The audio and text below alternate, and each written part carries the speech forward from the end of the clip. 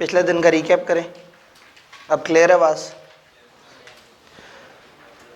Syllabus कितने areas हैं? Syllabus में कितने एरियाज हैं टोटल? 4 एरियाज हैं। टोटल कितने लॉज हैं जो हमने इस पेपर में पढ़ने हैं? 3, सोच लें। 10 लॉज, एक आइन और 9 लॉ। आइन भी तो एक लॉ है ना, कॉन्स्टिट्यूशन तो सबसे बड़ा लॉ है। तो सबसे बड़ा लॉ हमारे सिलेबस का कौन सा है?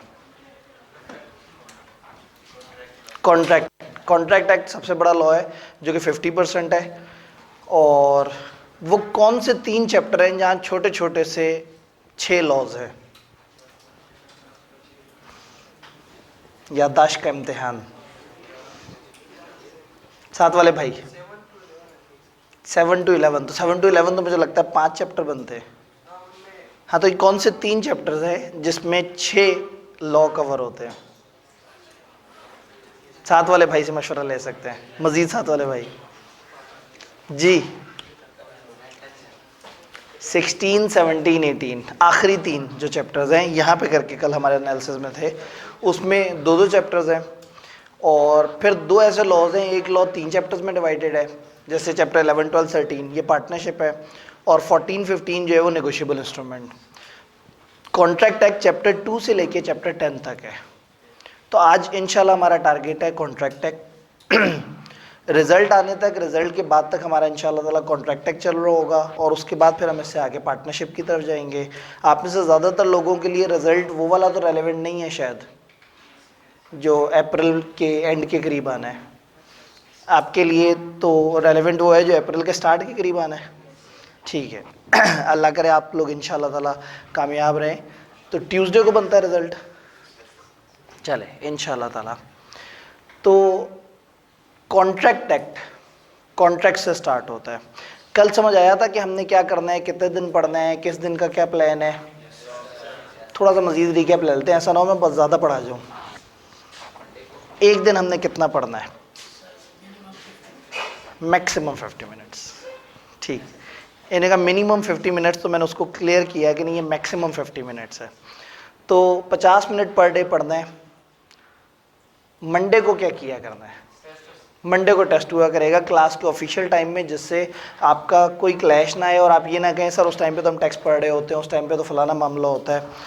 और बाकी आपने हर दिन घर जाके 50 मिनट पढ़ना है। एक दिन बहुत ज़्यादा पढ़ना है, सैटरडे वाला दिन, वीकेंड वाला जो डे है उस पर आपने ज़्यादा पढ़ना है, और उस पूरी वीक में जो हुआ है उसको कवर करना है, तैयार करना है।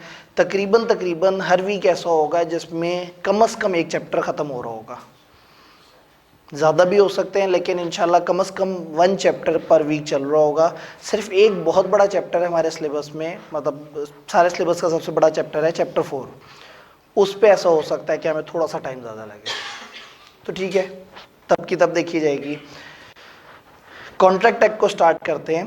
चैप्टर 2 से लेके चैप्टर 10 तक है। चैप्टर 1 लीगल सिस्टम है, अगर हम वहाँ से पढ़ना शुरू करेंगे तो बहुत बोर हो जाएंगे, क्योंकि उन्होंने आइन का ढांचा, कानून कितनी तरह का होता है, फिर आइन में कितने पोर्शन है, हर पोर्शन में बेसिकली क्या बात लिखी हुई है, वो बहुत ज़्यादा क्रैमिंग बेस्ड चैप्टर है। तो चैप्टर 2 से शुरू करते हैं ताकि आपको जो इंटरेस्टिंग एरिया बिजनेस लॉ का वो समझ आए। Chapter 2 deals with offer, acceptance and revocation. Chapter 2 की बात करें तो बेसिकली हम कॉन्ट्रैक्ट की बात करेंगे। उसके लिए एक दफ़ा स्क्रीन गायब करनी पड़ेगी।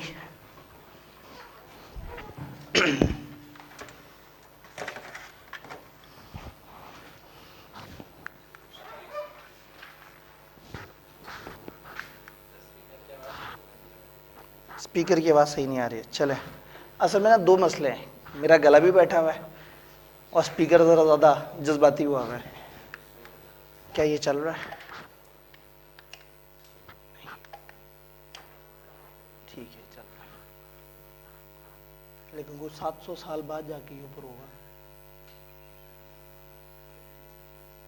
सैरी नहीं की इसने। ठीक, चल कोई बात नहीं, हमारे जज्बात तेज़ हैं, लेकिन स्लाइड जो है ना,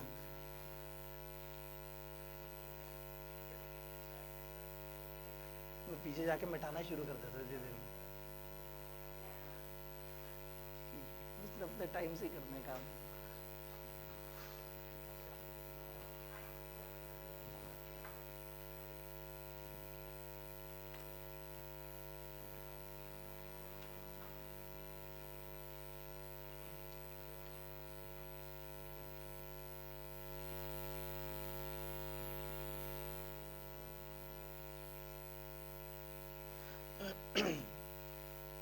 कॉन्ट्रैक्ट से रिलेटेड मुख्तलिफ चीज़ें, मुख्तलिफ वर्ड्स हम पढ़ते हैं। एक होता है वादा, एक होता है मुआहदा, एक सिर्फ हल्की सी एक बात होती है जिसमें ना वादा होता है ना कोई मुआहदा होता है। ये वाले भाई ने साथ वाले भाई से कहा कि क्लास खत्म होने पे मैं तुम्हें जाके समोसे खिलाऊंगा। क्या ये कॉन्ट्रैक्ट है? तो फिर ये क्या है?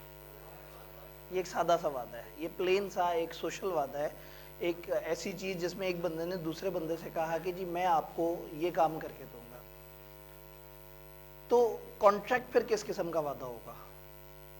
ये ऐसा क्या करते हैं कि इनके दरमियान ये जो वादा है ये कॉन्ट्रैक्ट बन जाता है। अगर ये लिखते, उस पर साइन वगैरह करते, तो इसका मतलब है कि आप कहना चाह रहे हैं कि कॉन्ट्रैक्ट कोई कानूनी किस्म का वादा है, ऐसे ही है। तो एक ऐसा वादा जिसमें कोई कानून ऐड हो जाए, जिसमें कोई कानूनी बंधन ऐड हो जाए, जिसमें कोई लीगल बाइंडिंग ऐड हो जाए, वो बन जाएगा कॉन्ट्रैक्ट। तो हम पहले दिन से ही डिफरेंशिएटेड रखेंगे इसको कि एक चीज़ होती है एग्रीमेंट और एक चीज़ होता है कॉन्ट्रैक्ट। नहीं, मुझे बताया गया कि मैं डिस्कनेक्ट हो गया। ये भी क्लियर है? हाँ जी, कोई क्लियर नहीं? ये डिवाइस इधर ऑन दिखा रही है। ठीक, ये मेरे दूर जाने से तो नहीं डिस्कनेक्ट हो जाएगा?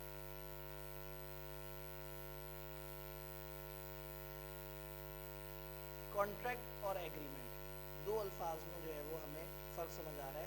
अब एग्रीमेंट से भी मजीद पीछे जाते हैं। सम टाइम दो बंदों के दरमियान जो आपस में बातचीत होती है वो किसी कमर्शियल चीज की होती है, और सम टाइम दो बंदों के दरमियान एक बातचीत जो है वो नॉन कमर्शियल चीज की होती है। जैसे खुदा ना खास्ता ये भाई ने साथ वाले भाई के साथ एक एग्रीमेंट किया कि मिलके पढ़ाई किया करेंगे। अस्तगफिरुल्लाह, देखे ना, मतलब क्या अजीब सी बात कर दी। तो अगर एक भाई ने दूसरे भाई से कहा कि हम मिल के पढ़ाई की करेंगे, तो इसमें क्या कोई कमर्शियल चीज?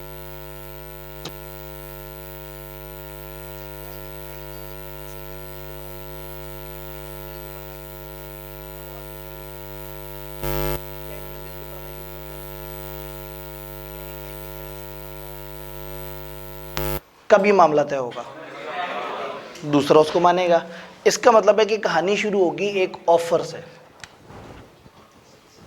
एक ऑफर आएगी, एक बंदा दूसरे को एक ऑफर करेगा। ऑफर का क्या मतलब है? पेशकश करना। एक बंदा दूसरे से कहता है कि जी मैं ये चाहता हूं कि ऐसे किया जाए। जब दूसरा बंदा उस बात को मान लेगा तो मानने को एक्सेप्टेंस कहेंगे। तो ऑफर में क्या ऐड हो जाएगा? एक्सेप्टेंस। जब ऑफर में एक्सेप्टेंस ऐड हो जाएगी तो इसको कंबाइंड में कहूंगा, लो जी इनके दरमियान प्रोमिस हो गया। ये कुछ ज्यादा ही फीका है। देखिए, ब्लू मार्कर है हमारे पास कोई एक्स्ट्रा? ब्लू मार्कर मेरे ख्याल में हमें ला के देना होगा। ये फारेगा या बोर्ड फारेगा? ये फारेगा, बोर्ड भी फारेगा।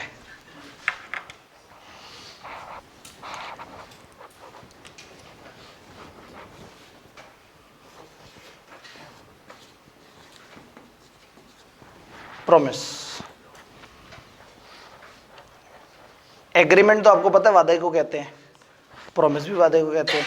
अभी प्रॉमिस और एग्रीमेंट दोनों में फ़र्क क्या है? इन्होंने आपस में जो तय किया उसमें समोसा इन्वॉल्व था, रुपए पैसे वाली चीज़ इन्वॉल्व थी, और इन्होंने आपस में जो तय किया उसमें ऐसा कुछ नहीं था, पढ़ाई इन्वॉल्व थी, और पढ़ाई कोई कमर्शियल चीज़ नहीं थी। अगर एक बंदा दूसरे से कहे कि मैं आपको 100 रुपये देता हूँ, आप मुझे 1 kg, मैं कौन सा फल बोलूँ, अब तो रमज़ान में तो सारी महंगे हुए हैं, 1 kg जो है वो आप मुझे अमरूद दे दें, तो ये एक कमर्शियल वादा है। इसमें कोई चीज़ इन्वॉल्व है, किसी चीज़ की बाइंग एंड सेलिंग हो रही है। तो अगर एक सोशल वादा हो, जैसे क्रिकेट खेलने का वादा, मिल के पढ़ने का वादा, कॉलेज इकट्ठे जाएंगे का वादा, तो ये वादा जो है ये कमर्शियल वादा नहीं है। तो प्रॉमिस एक ऐसा वादा है जिसमें अभी तक हमने कोई कमर्शियल चीज ऐड नहीं की। बात समझ रहे हैं? एक ऑफर है, एक एक्सेप्टेंस है। ऑफर देने वाले ने कहा कि मैं चाहता हूं कि हम डेली शाम 7 बजे इकट्ठे होके बी लॉ तैयार किया करें, तुम क्या कहते हो शकील? और शकील मुस्कुरा दिया। ठीक है, शकील ने किसी तरीके से अपनी रजामंदी का इजहार किया और शकील और इनके दरमियान जो पहला बंदा था, पहला बंदा गालिबन वकील था, तो वकील और शकील के दरमियान आपस में प्रॉमिस तय पाया। असल में ना बेस समझनी बड़ी ज़रूरी है। जब एक दफ़ा ये पीछे का कॉन्सेप्ट समझ आ जाए तो आगे का लॉ तो बहुत आसान है। तो ऑफर प्लस एक्सेप्टेंस मिलके क्या बनेगा? प्रॉमिस। जब प्रॉमिस किसी कमर्शियल चीज़ का होगा तो वो एग्रीमेंट होगा।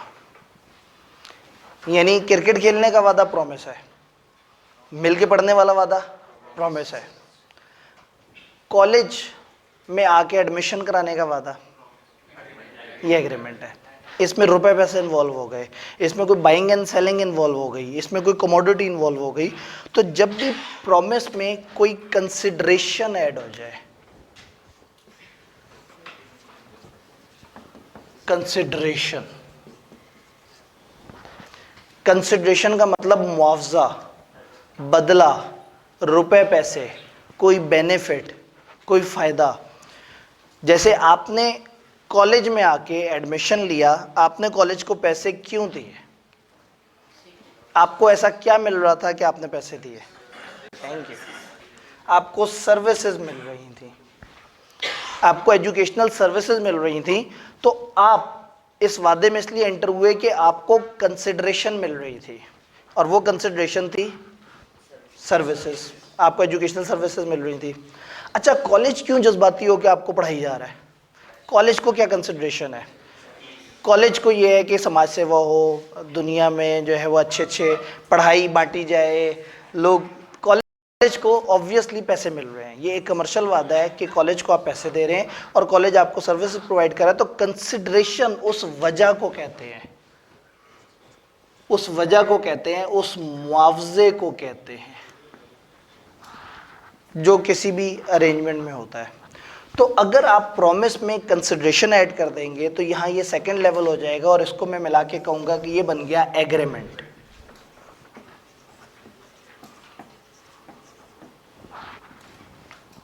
ये क्या बन गया? ये एग्रीमेंट बन गया। कहानी ऑफर से शुरू हुई थी, एक बंदे ने दूसरे को ऑफर दी, दूसरे ने उसकी बात एक्सेप्ट कर ली। अगर पहले ही दिन ऑफर एक्सेप्ट ना हुई होती तो कहानी आगे जाती ही ना। तो पहले प्रॉमिस बनेगा, यानी कि ऑफर और एक्सेप्टेंस होगी। फिर ये प्रॉमिस में अगर कोई कमर्शियल वजह जो हो जाएगी तो ये किस किस्म का प्रॉमिस कहलाएगा? एग्रीमेंट। अब एग्रीमेंट से कॉन्ट्रैक्ट का सफ़र करना है। याद है हमने कहा था कि एक वादा है और एक मुआहदा है, और फ़र्क क्या था? लीगल। जब एग्रीमेंट में लीगल बाइंडिंग ऐड हो जाए, लीगल बाइंडिंग, उर्दू तर्जुमा कानूनी बंधन। जब किसी भी वादे में कुछ कानून ऐड हो जाए, कुछ ऐसा हो कि वो एक दूसरे के लिए एनफोर्सेबल हो जाए। भाई ये वाले भाई ने कहा कि हम मिलके पढ़ेंगे, साथ वाले भाई मान गए, और अगले दिन शाम 7 बजे ये इंतज़ार करते रहे लेकिन ये भाई साहब नहीं आए। क्या ये इन्हें अदालत ले जा सकते हैं? अदालत नहीं ले जा सकते। आपने कॉलेज को पैसे दिए और आप क्लास में बैठ के इंतज़ार करते रहे पूरे महीने और कॉलेज ने आपको नहीं पढ़ाया, आप अदालत ले जा सकते हैं। तो कॉलेज के साथ आपका जो एग्रीमेंट और इन दोनों का जो एग्रीमेंट है उसमें फ़र्क क्या है? एक जगह आपके साइन है, कॉलेज का ठप्पा है, उनकी स्टैंप है, उन्होंने प्रॉपर तरीके से आपका एडमिशन किया है और आपके दरमियान एक कानूनी मुआहदा तय पाया है, आपने कागज़ साइन किया है, एक प्रॉपर तरीके से आपके दरमियान मुआहदा हुआ है। तो मुआहदे का मतलब या कॉन्ट्रैक्ट का मतलब ये है कि कॉन्ट्रैक्ट में कानूनी बंधन ऐड हो गया। अब कोई भी पार्टी इस कॉन्ट्रैक्ट को तोड़ नहीं सकती, और अगर एक पार्टी तोड़ेगी तो दूसरी पार्टी अदालत में जा सकती है और कॉन्ट्रैक्ट को एनफोर्स करा सकती है, एनफोर्स करवा सकती है।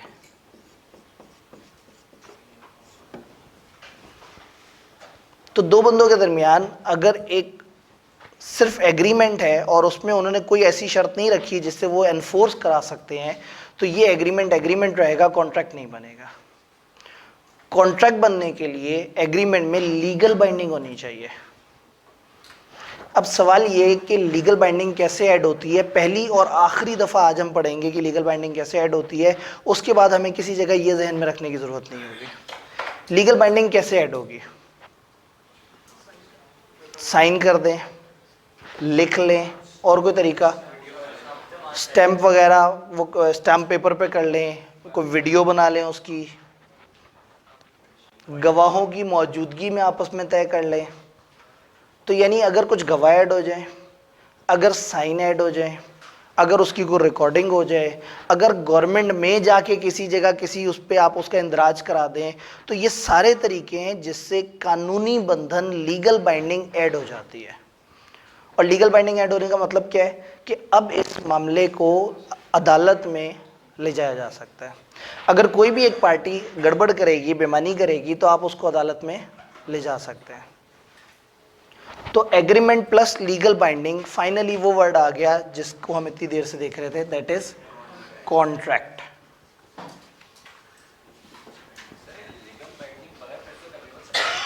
जी, लीगल बाइंडिंग बगैर किसके?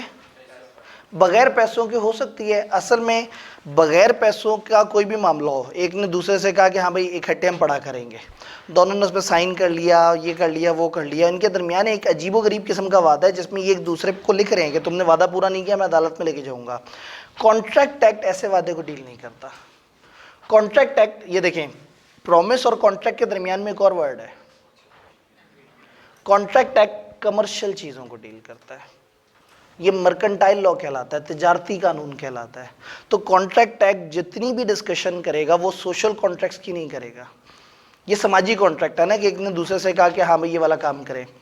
लेकिन अगर जब एक बंदे ने दूसरे से कोई कमर्शियल बात की और दूसरे ने उसकी वो बात मान ली, यानी ऐसा कॉन्ट्रैक्ट जिसमें कंसिडरेशन है, वो कॉन्ट्रैक्ट एक्ट डील करता है।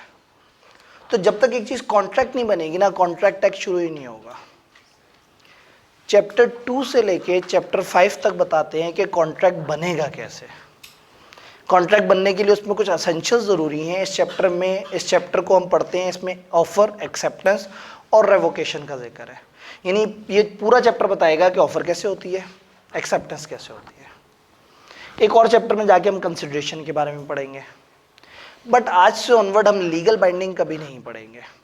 आईकैप का पेपर में सवाल आएगा, वो कहेगा ए ने बी के साथ ये वादा किया, अब बताओ बी के पास क्या क्या हक हैं। तो ऐसा नहीं होगा कि आप कहेंगे कि जी कहाँ गवाह कहाँ थे, सिग्नेचर कब हुआ। आप ये एज्यूम करेंगे कि ये चीज़ें बीच में हैं। ये आज हम पहले दिन समझने के लिए कह रहे हैं कि किसी भी कॉन्ट्रैक्ट को कॉन्ट्रैक्ट बनने के लिए कोई ना कोई लीगल बाइंडिंग चाहिए। और लीगल बाइंडिंग लिख के भी हो सकती है, गवाही से भी हो सकती है, ज़बानी याद रख के भी हो सकती है, आपने का वीडियो बना के भी हो सकती है, गवर्नमेंट में इंदराज करके भी आप रजिस्टर करवा सकते हैं। तो कई तरीके से लीगल बाइंडिंग हो सकती है। बट आज से ऑनवर्ड जब भी मैं आपसे कहूँगा ना ए ने बी से ये बात की, तो आप एज्यूम कर लीजिएगा कि बैक एंड पे लीगल बाइंडिंग है। जी,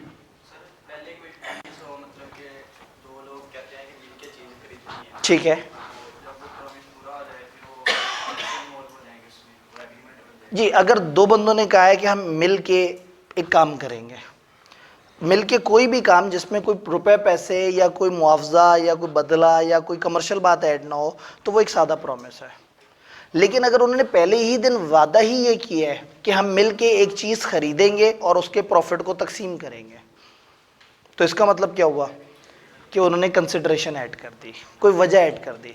कंसिडरेशन कहते हैं कमर्शियल वजह को। कॉन्ट्रैक्ट में लोग एंटर क्यों होते हैं, आप क्यों कॉलेज को पैसे देते हैं? क्योंकि आपको कुछ खरीदना है, आपने कोई चीज़ चाहिए। जो भी चीज़ आपको दूसरे बंदे से कॉन्ट्रैक्ट में चाहिए वो कहलाती है कंसिडरेशन। कंसिडरेशन के ऊपर हम एक पूरा यूनिट पढ़ रहे होंगे इंशाअल्लाह ताला। यहाँ तक बात समझ आ रही है? जी, थोड़ा सा इसको रिवर्स कर देते हैं। हर कॉन्ट्रैक्ट एग्रीमेंट होगा, हर एग्रीमेंट कॉन्ट्रैक्ट तक नहीं पहुंचेगा। हाँ, लेकिन जो बन गया है, जो एक दफ़ा कॉन्ट्रैक्ट बन गया है, तो इसका मतलब है कि एक एग्रीमेंट भी था, लीगल बाइंडिंग भी थी, कंसिडरेशन भी थी, ऑफर एक्सेप्टेंस भी थी। लेकिन हर एग्रीमेंट कॉन्ट्रैक्ट नहीं है। अब सवाल ये है कि क्या हर एग्रीमेंट कॉन्ट्रैक्ट तक जा सकता है? एग्रीमेंट का ठीक होना भी ज़रूरी है। ये जो हम 3-4 चैप्टर्स का जिक्र कर रहे हैं, इसमें एक यूनिट एग्रीमेंट्स का भी आएगा। उसमें हम पढ़ेंगे कि कुछ एग्रीमेंट शुरू से ही मना है, यानी जैसे इलीगल एग्रीमेंट या ऐसे एग्रीमेंट जिसमें कानून ने कोई रुकावट डाली हुई है, इम्पॉसिबल एग्रीमेंट। तो एक लिस्ट ऑफ एग्रीमेंट्स पढ़ेंगे जो हो ही नहीं सकते। तो इसका मतलब है कि ऑफर सही होनी चाहिए, स्टेप 1, एक्सेप्टेंस सही होनी चाहिए, कंसिडरेशन सही होनी चाहिए, एग्रीमेंट ठीक होना चाहिए, लीगल बाइंडिंग होनी चाहिए, और कुछ बातें जो यहाँ नहीं लिखी हुई, फॉर एग्जांपल पार्टीज़ का ज़हनी तवाज़ुन भी ठीक होना चाहिए। फॉर एग्जांपल उन पर कोई ज़ोर ज़बरदस्ती दबाव वगैरह भी नहीं होना चाहिए। फॉर एग्जांपल कोई मिसअंडरस्टैंडिंग भी नहीं होनी चाहिए। तो ये इन चैप्टर्स में, ये शुरू के चैप्टर 2, 3, 4, 5 हैं, इनमें हम यही एसेंशियल्स पढ़ रहे हैं कि वो क्या चीज़ें जिससे एक सही कॉन्ट्रैक्ट बनता है। तो अभी आज तो मैं कॉन्ट्रैक्ट की बात कर रहा हूँ, लेकिन हमारा असल टारगेट है ऑफ़र। हमने ऑफ़र को समझना है, फिर हमने एक्सेप्टेंस को समझना है। ये चैप्टर क्लियर हो जाएगा। चैप्टर 3 फिर हमें बताएगा कि पार्टीज कंपिटेंट होनी चाहिए, उसका क्या रूल है। फिर एग्रीमेंट वगैरह से रिलेटेड, एग्रीमेंट के लीगल होने से रिलेटेड क्या रूल है, कंसिडरेशन से रिलेटेड क्या रूल है। तो हर चैप्टर जो है ना, हमें बीच बीच में एक एक एसेंशियल पकड़ के उसको समझा रहा होगा। तो हर कॉन्ट्रैक्ट लाजमी है कि पीछे एक एग्रीमेंट मौजूद होना चाहिए, लेकिन ज़रूरी नहीं कि हर एग्रीमेंट आगे बढ़ के कॉन्ट्रैक्ट बन सके। एग्रीमेंट बनने के लिए कुछ शराइत हैं जो हम आगे जाके पढ़ेंगे इंशाल्लाह। और फिर लीगल बाइंडिंग बहुत बड़ी शर्त है, और आज सिर्फ हम इस पर डिस्कस कर रहे हैं। आगे हम एज्यूम करेंगे कि लीगल बाइंडिंग डज एग्जिस्ट। जी, यहाँ से कोई सवाल था?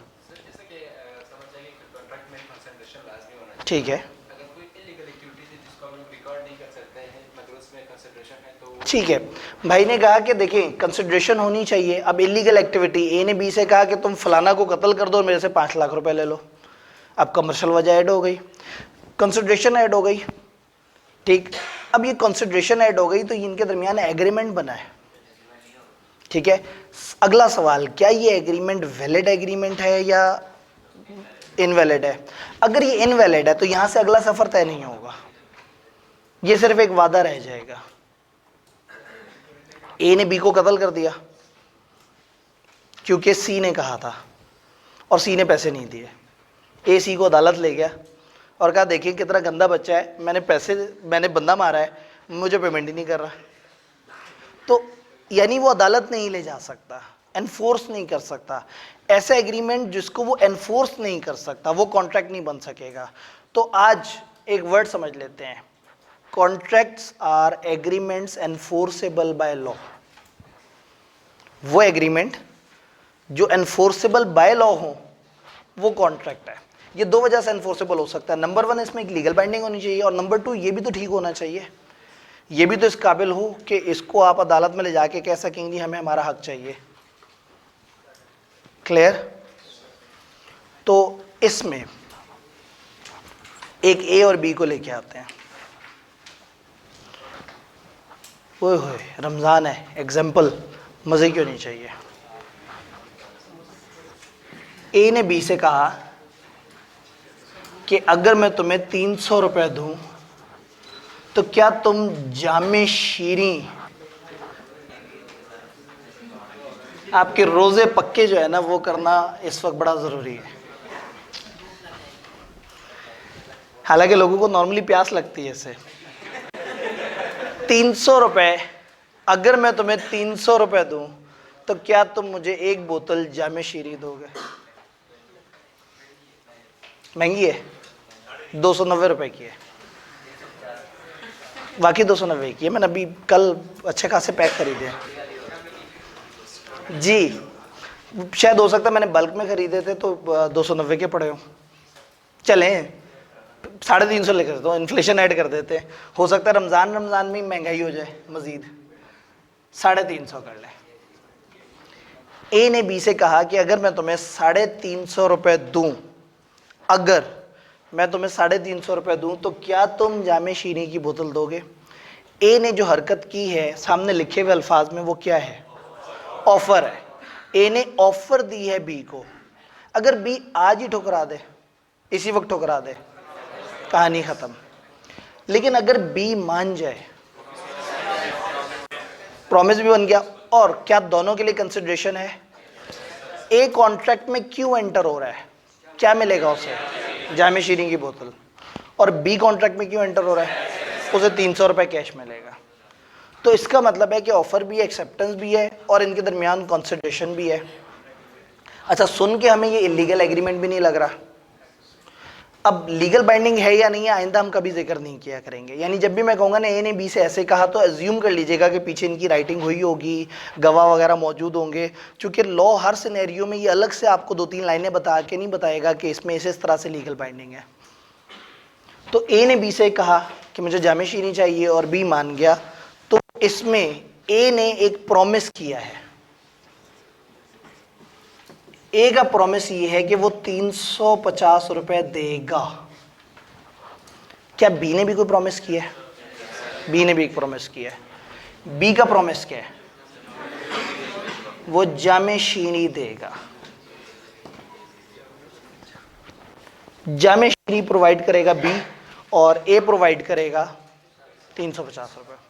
तो कितने प्रॉमिस हैं? 2 प्रॉमिस है। तो सम टाइम हम कहते हैं कि एक प्रॉमिस है और सम टाइम हम कहते हैं सेट ऑफ प्रोमिसेस है। तो एग्रीमेंट वो सेट ऑफ प्रोमिसेस हैं जिसमें कंसिडरेशन होती है। क्या ये सारे अल्फाज समझ आ रहे हैं? अब किताब से इसको देखने की कोशिश करते हैं। उसके लिए हमें एक तकलीफ प्रोसेस से गुजरना पड़ेगा।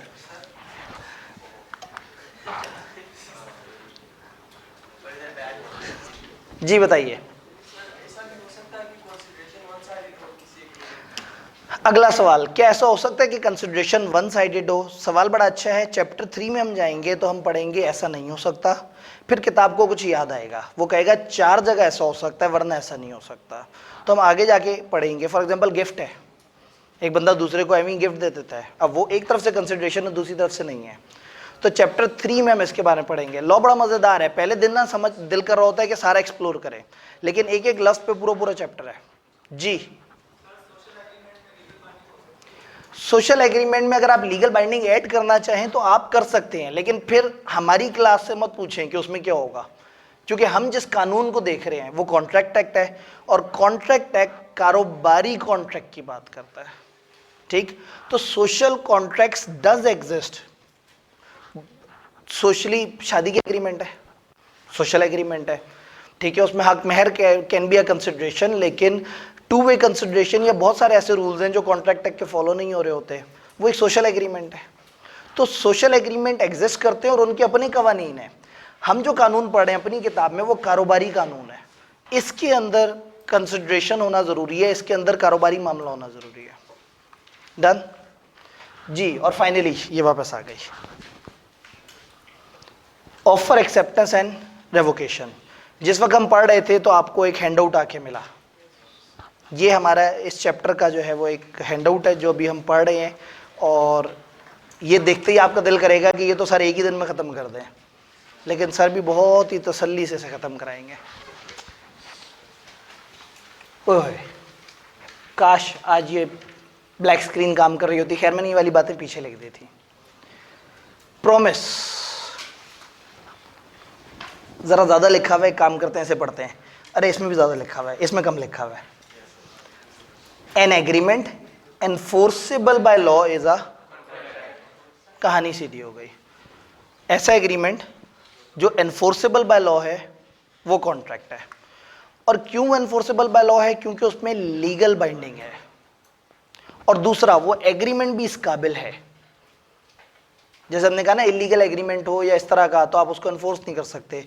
तो ऐसा एग्रीमेंट जो एनफोर्सेबल बाय लॉ है वो क्या है? वो कॉन्ट्रैक्ट है। एग्रीमेंट की बात करते हैं। Every promise and every set of promises, याद है ए और बी के दरमियान सेट ऑफ प्रॉमिस था।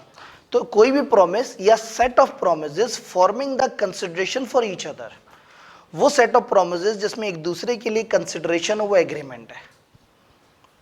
हमारे फार्मूले के मुताबिक एग्रीमेंट था प्रॉमिस प्लस कंसिडरेशन। तो प्रॉमिस प्लस कंसिडरेशन या set of promises plus consideration क्या कहलाएगा? क्या ये जुमला क्लियर है? इससे ऊपर चलते हैं। प्रॉमिस, प्रॉमिस का फार्मूला क्या था? Offer plus acceptance. ठीक है ji. When the person to whom proposal is made, offer के लिए दूसरा कानूनी लफ्ज जो इस्तेमाल होता है दैट इज proposal.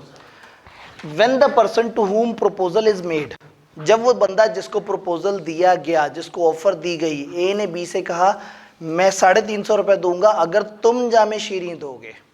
अब हक किसके पास है कि वो तय करे कि ये कॉन्ट्रैक्ट होना है या नहीं होना? बी। अगर बी मान गया तो कहानी आगे बढ़ेगी।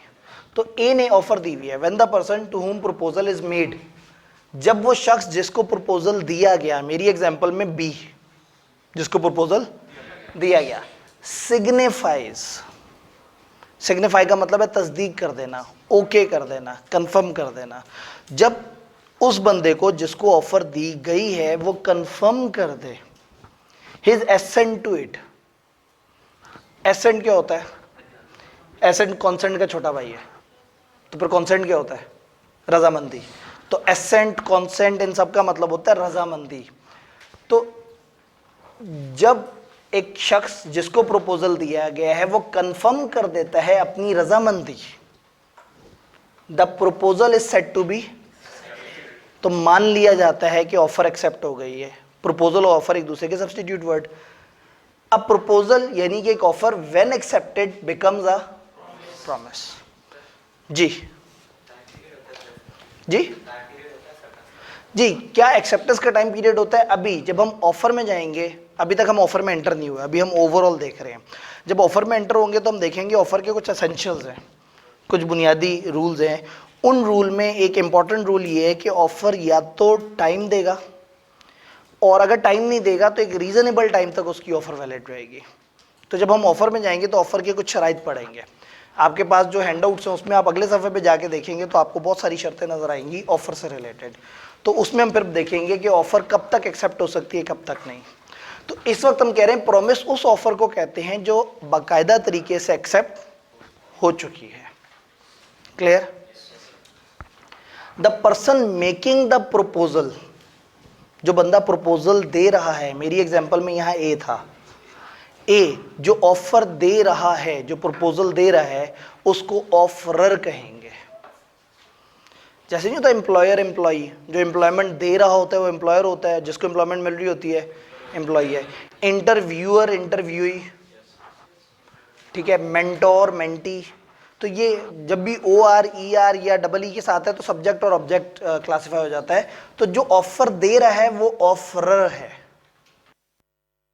वो ऑफर दी जा रही है वो ऑफरी है। तो मेरी एग्जांपल में ए क्या था? ऑफरर, और बी ऑफरी। तो जो कहानी शुरू कर रहा है वो ऑफरर है और जो उसको एक्सेप्ट कर रहा है वो ऑफरी है। तो यहाँ स्लाइड पे लिखी हुई सारी बातें क्लियर है? एक स्टेप आगे चलते हैं। फार्मूले, प्रपोजल यानी कि ऑफर प्लस एक्सेप्टेंस क्या बना? प्रॉमिस। ये बात सबको समझ आ रही है? Offer plus acceptance promise. Promise plus consideration agreement. Agreement plus enforceability contract. ये सारी चीज समझ आ रही है? Parties to an agreement must be bound to perform their promises and in case of default by either of them, parties जो है वो जो भी अपना कॉन्ट्रैक्ट है उसको परफॉर्म करने पे कादिर हों, और अगर उनमें से कोई भी डिफॉल्ट कर जाए, गड़बड़ कर जाए, बेईमानी कर जाए, the parties can go to court, parties अदालत जा सकती हूँ फॉर इट्स एनफोर्सेबिलिटी। तो आपसे कभी भी कोई पूछे भाई ये लीगल ऑब्लिगेशन क्या भला है, तो आप कहेंगे लीगल ऑब्लिगेशन का मतलब है कि पार्टीज हैव अ राइट कि वो अदालत में जा सकते हैं। क्लियर? मैं क्लास के बीच में कहूँ कि जी मैं सोच रहा हूँ किसी दिन आपको मूवी दिखाऊं, आप लोग बहुत परेशान बैठे हुए हैं, और फिर मैं वो किसी भी दिन मूवी ना दिखाऊं, इस पे अदालत नहीं ले जाया जा सकता क्योंकि वो एक कमर्शियल एग्रीमेंट नहीं था। लेकिन अगर मैं पढ़ाऊँ ना और कॉलेज से आपने तय किया हुआ है या एक लीगल एग्रीमेंट हुआ हुआ है, तो अब आप कॉलेज को अदालत ले जा सकते हैं कि ये देखिए आपने हमारे साथ धोखा कर दिया, आपने पैसे लिए और हमें पढ़ाया नहीं। तो वो agreement which are enforceable by law वो कहलाते हैं कॉन्ट्रैक्ट, और एनफोर्सेबल बाय लॉ का मतलब है वो कॉन्ट्रैक्ट जिसको अदालत में ले जाया जा सकता है। क्लियर हो गई बात? प्रॉमिस एक्सप्रेस भी हो सकते हैं और इम्प्लाइड भी हो सकते हैं। ये दो वर्ड्स हम समझेंगे तो कहानी काफ़ी हद तक हमारी ग्रिप में आ जाएगी। एक्सप्रेस, एक्सप्रेस का मतलब है बकायदा इजहार किया गया।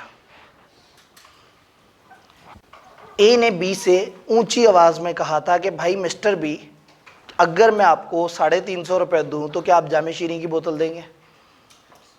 टाइम थोड़ा सा ज़रा अर्ली हो रहा है, शाम के करीब का टाइम होता तो जामे शीरी जो है वो ज़रा थोड़े से गाढ़े तरीके से बोलते ताकि आपको प्यास भी आपकी जो है ना वो दोबाला हो जाती है। अब तो मौसम इतना ठंडा है, आपको तो रोज़ा लग ही नहीं रहा होगा, या लग रहा है खुदा ना खास्ता? ठीक है, तो जब ए ने बी के साथ ये एग्रीमेंट किया है कि ठीक है जी मैं आपको पैसे दूंगा, आपने मुझे जो है वो जामे शीरी देना है, तो ये एक एक्सप्रेस एग्रीमेंट है, ये सुना जा सकता है। अगर ये लिख के करें और नजर आ रहा हो कि उन्होंने क्या एग्रीमेंट किया तो ये भी एक्सप्रेस है। एक्सप्रेस एग्रीमेंट या एक्सप्रेस प्रॉमिस या एक्सप्रेस कॉन्ट्रैक्ट या वर्ड एक्सप्रेस का मतलब है the thing which is expressed, एक ऐसी चीज जिसका अल्फाज में इजहार किया गया है, जिसमें वर्ड्स इन्वॉल्व हो, लिख के या बोल के। आसान अल्फाज में लिखा हुआ कॉन्ट्रैक्ट और बोला हुआ कॉन्ट्रैक्ट एक्सप्रेस है। समटाइम चीजें एक्सप्रेस नहीं होती। आप चलते चलते चलते, वॉक करते करते, पता नहीं आपको शायद रिजल्ट याद आ रहा था कि रिजल्ट आने वाला है, आप अपने ख्याल में वॉक करते करते करते ऑरेंज लाइन के स्टॉप पे पहुंच गए, स्टेशन तक सीढ़ियाँ चढ़ते चढ़ते ऊपर चले गए, वहाँ पे जाके खड़े हुए, सामने ट्रेन आके रुकी, आप बेख्याली में अंदर चले गए। क्या इसको ये बेख्याली कंसिडर किया जाएगा? चले, ऑरेंज लाइन के अंदर जाने के लिए तो पीछे टिकट वाला मामला है, एग्जाम्पल बदल लेते हैं। आप सड़क पे खड़े हुए थे, एक चिंची जो जल्लो मोड़ से ठोकर के दरमियान चलता है सवारियां बिठा के, और पर सवारी आजकल पता नहीं कितने रुपए लेता है, 30 रुपए? नहीं, इतनी भी लुट नहीं मची हुई। नहीं, इतना लंबा सफ़र आपने नहीं ना करना, आपने तो दरमियान में 2 स्टॉप्स के दरमियान, ठीक है, चले 40 रुपये लगा ले। तो एक ऐसा चिंची जो एक रूट पे चलता है और हर सवारी से 40 रुपये लेता है, आपके पास आके चिंची रुका और उस बंदे ने आपकी तरफ देखा, आपने उसकी तरफ देखा और आप चिंची में जाके बैठ गए, कुछ बोला ही नहीं, किसी ने कुछ नहीं बोला, लेकिन सबको समझ आ गई।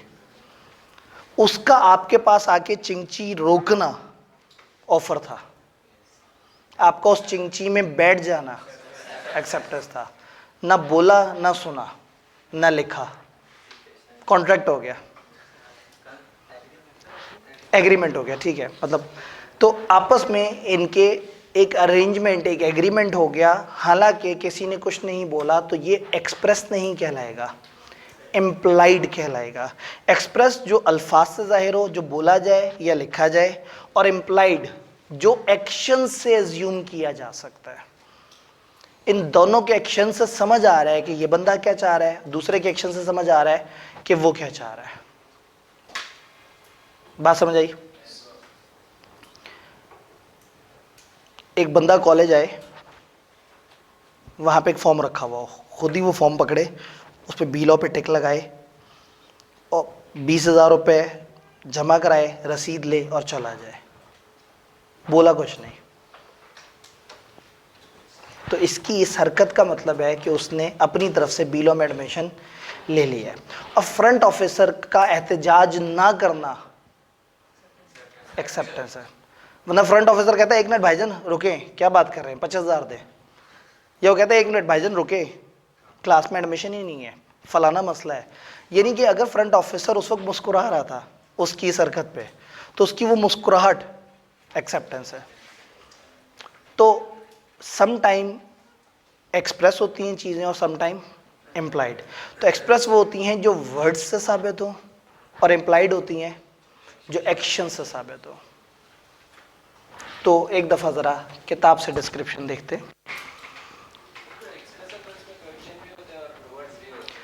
जी, एक्सप्रेस में क्या होता है जी, इसमें मतलब एक्शन और वर्ड्स दोनों होते हैं, लेकिन मतलब जो इम्प्लाइड होता है ना उसको बाद में साबित करना थोड़ा मुश्किल होता है।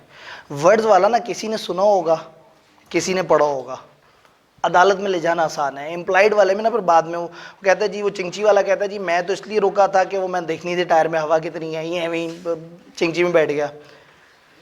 ठीक है, या वो बंदा कहे कि जी मैं खड़ा हुआ था, मुझे रोज़ा लग रहा था, ये पास आके रुका, मुझे लगा कि अच्छा आदमी है, मेरे चेहरे पे परेशानी देख ली है, मुझे लिफ्ट देना चाह रहा है, तो ये बाद में फिर लड़ाई झगड़े रहते हैं। एम्प्लॉयड वाले में ना कन्फ्यूजन्स आ सकती हैं। एक्सप्रेस वाले में चूंकि बोला गया होता है, लिखा गया होता है, तो उसको बाद में साबित करना थोड़ा आसान होता है। तो इफ प्रपोजल ये acceptance is made in words, promise is said to be express. अब जो प्रॉमिस बनेगा वो क्या होगा? एक्सप्रेस होगा, जब इसमें वर्ड्स है, यानी कि ओरल हो या रिटन। इफ प्रपोजल और acceptance is made otherwise, otherwise का मतलब है अदर देन वर्ड्स, अल्फाज से जाहिर ना हो रहा, the promise is said to be implied. और इम्प्लाइड का मतलब क्या होता है? जो एक्शन से साबित हो रहा हो, फ्रॉम एक्शंस। क्लियर है? अच्छा, वैसे कॉलेज ने भी कमाल काम किया है, उन्होंने कहा ये लाइटें जला लेते हैं, पीछे वाली बंद कर देते हैं ताकि इसका व्यू क्लियर हो जाए। क्यों? ये ऐसे ही था? मैं तो अभी गौर किया है कि जिधर लाइट कम होनी चाहिए वहाँ लाइट है, और जिधर लाइट होनी चाहिए वहाँ लाइट नहीं है। खैर, चूँकि हम आपको अंधेरे में नहीं रखना चाहते। ये बात क्लियर है? सारी बात आज जितनी हमने अभी तक पढ़ी है क्लियर है? जाते जाते कोई फजूल सी डेफिनेशन देखनी है या कल पे डालनी है? शाबाश, मुझे आपसे यही उम्मीद। चलें, ये हैंडआउट जो आपको मिला है दिखाएं ज़रा। इसमें हमारा चैप्टर नंबर 2 है, और आपने नोट किया होगा कि अभी आप शुरू कर रहे होते हैं कि ख़त्म हो जाता है। मैं फिर भी वीक स्पेंड कर रहा हूँ। यहाँ एक एक लफ्ज़ गहरा है, समझने की ज़रूरत है, चीज़ों को अच्छी तरह से देख रहे होंगे। और ये चैप्टर दरमियाने साइज़ का चैप्टर कहलाता है लॉ में। दरमियाने साइज़ का हमारे पास 3-4 चैप्टर्स एक एक सफ़े के भी हैं, एक 2 सफ़े का भी चैप्टर है, तो 3 सफ़े दरमियाना साइज़ होता है, मतलब ये 3 सफ़े का चैप्टर। तो जब इतना सही है तो 50 मिनट में, अब जब घर जाके आप पढ़ने लगेंगे तो आप कहेंगे ये तो सारी बातें क्लास में पढ़ी थी हमने, लेकिन क्लास वाली बात उस वक्त हवा में थी। अब जब घर जाके इसे पढ़ेंगे तो एक दफ़ा जहन में आएगी, फिर अपना वो वाला नीट रजिस्टर निकालेंगे और उसमें प्यारा प्यारा सा करके लिखना शुरू कर देंगे। 50 मिनट बहुत ज़्यादा टाइम होता है। इस पर खुला खुला करके लिखा हुआ है, तंग करके भी लिखा हुआ हो, तो मेरा एक सफ़ा आपके रजिस्टर पे आधे घंटे का टाइम लेगा मोस्ट प्रॉब्ली, ज़्यादा से ज़्यादा। लेकिन एक दफ़ा आपके रजिस्टर पे आ गया ना, तो आपकी याददाश्त बहुत बेहतर होगी। जब आप अपनी हैंड राइटिंग से याद कर रहे होंगे, एक दफ़ा लिखने के बाद आपने फिर ये मेरी किताब हैंडआउट्स ये साइड पे छोड़ देने हैं और अपने रजिस्टर से याद किया करना है। कम टाइम में याद हो जाया करेगा। इससे पहले कि आप कहें मैं 5-6 चैप्टर जोड़ लूँ फिर याद करूँगा, साथ साथ तैयार करते रहें, आपको महसूस भी नहीं होगा, बड़ी खामोशी से ये पेपर फ्लो में जाता रहेगा। डन? तो ये हैंडआउट आपके पास है, जिसका पहला सफ़ा हम लोगों ने पढ़ा है। आपके पास पेज नंबर 9 आ रहा होगा। This is the very first page जो आज हम लोगों ने देखा है। तो कल इंशाल्लाह ताला कहानी से आगे बढ़ाते हैं। अपना ख्याल रखिएगा।